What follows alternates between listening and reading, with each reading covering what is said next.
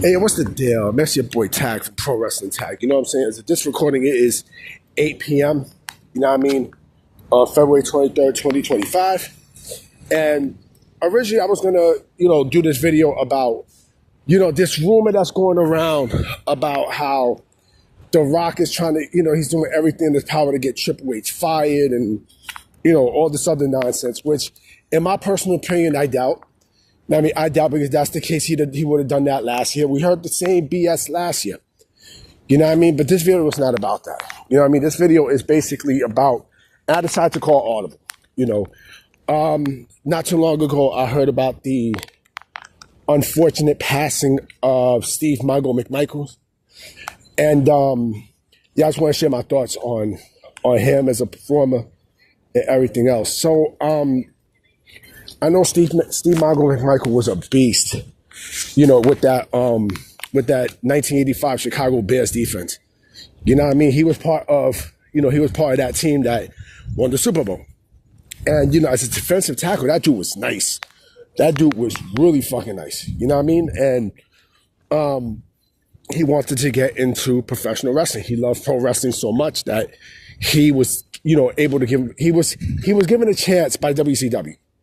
You know what I mean? But what really kicked it off, honestly, was the Lawrence Taylor effect, at WrestleMania 11, which ironically enough, Steve Mongo McMichael was also there, as part of that collective to cheer on Lawrence Taylor. Remember that match that Lawrence Taylor had with Bam Bam Bigelow? No, I mean, he was there. And then, of course, about maybe a year and a half later, we seen him in WCW. I think first as a commentator and then as a wrestler. Remember, he was also part of the Four Horsemen, which to be honest, it sort of looked weird. I mean, I don't know what was the point of, Mongo being a horseman. I mean, he trained at the power plant and everything, and he was not the best. He was not the best wrestler. We know that. We definitely know he was not the best pro wrestler out there. You know what I mean? Like, we know his in-ring skills were like, you know what I mean? And, wrestling bios always would point out his botches. You know what I'm saying? Like, they would always point out his botches and such. But, the dude tried. He was United States champion. You know what I mean? I remember he was a United States champion, But don't get me wrong, he looked the part. I mean, he had the body and he looked the part. So there was really no issues there. But, it was just terrible how he died, ACS. I mean, I'm ACS, look at me. ALS. Battered ALS. I heard about, the hospice situation early today. And I know when usually you have someone in hospice, like 99% of the time, it means that they're not going to make it. And I did hear that Mongo wasn't in hospice, and I did not know if he was going to pass away today and such. But that's exactly what happens when you're in hospice. There's basically a preparation to die. And the fact that, he was there, it's like, man, I mean? It just breaks my heart to see that. You know what I'm saying? But like I said, he was not the best wrestler, you know what I'm saying? But he had charisma, you know what I'm saying? He definitely had charisma, with his voice and everything else. And mind you, he also introduced the world to Deborah. Deborah McMichaels, because Deborah McMichaels was his ex-wife. You know what I mean? And then, you guys know the rest. You know what I'm saying? But, yeah, I mean, as a football player, like I said, he was a beast. He was a beast. And, it kills me about football. I love football. Like, I'm a football fan to death. I'm a New York Giants fan. You know what I mean? And to see exactly, like, what happened to these players after they play the game is it's heartbreaking. It's really, really heartbreaking. Yeah, sorry about that. Like, seeing these football players, like, the way how they just, like